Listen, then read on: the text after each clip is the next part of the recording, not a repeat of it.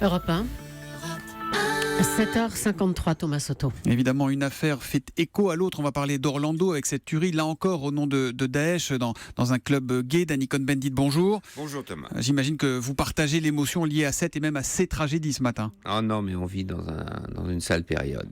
Hein, c'est vraiment... Puis on a envie de dire, on en a marre, quoi. Ça suffit. Aller autre part, sur la Lune. Bon, bref, c'est autre chose. Bon, c'est vrai que les larmes sont mondiales, comme après le 13 novembre. En venant à Europe 1, cette nuit, il y a même la Tour Eiffel qui s'était drapée des couleurs du drapeau arc-en-ciel, le drapeau gay. Il faut décidément des carnages pour s'unir aujourd'hui, pour parler d'une même voix dans le monde. Disons que les carnages nous rappellent qu'on est peu de choses. Et que c'est vrai qu'on est là, on se dit, bon, on est solidaire, il y a une angoisse qui monte.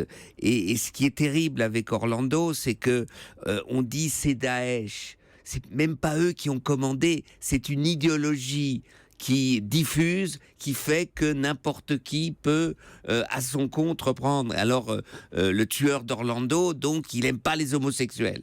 Hein, donc, à la rigueur, je m'en fous qu'il aime ou qu'il aime pas les homosexuels. Mais ce qui est terrible, c'est que son idéologie et sa religion, là, le poussent vraiment à passer à l'acte, aller dans un club d'homosexuels et de tuer des homosexuels pour la simple raison qu'ils sont homosexuels. Donc l'orientation sexuelle reste un symbole de liberté qu'on doit défendre parce que chacun a le droit de vivre comme il veut. Le défendre parce que vous estimez qu'il y a dans le monde une homophobie encore très forte, voire galopante ? Ah bah écoutez, regardez ce qui se passe quand il y a une gay pride en Pologne, en Hongrie, en Russie.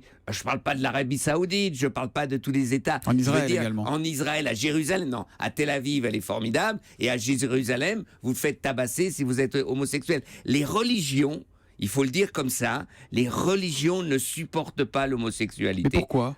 Je sais pas, moi, il faut leur demander. Parce que les religions, comme les idéologies totalitaires, veulent imposer, l'intégrisme religieux, pardon, pas toutes les religions, veulent imposer un mode de vie, veulent imposer, on vit comme ceci et pas comme cela.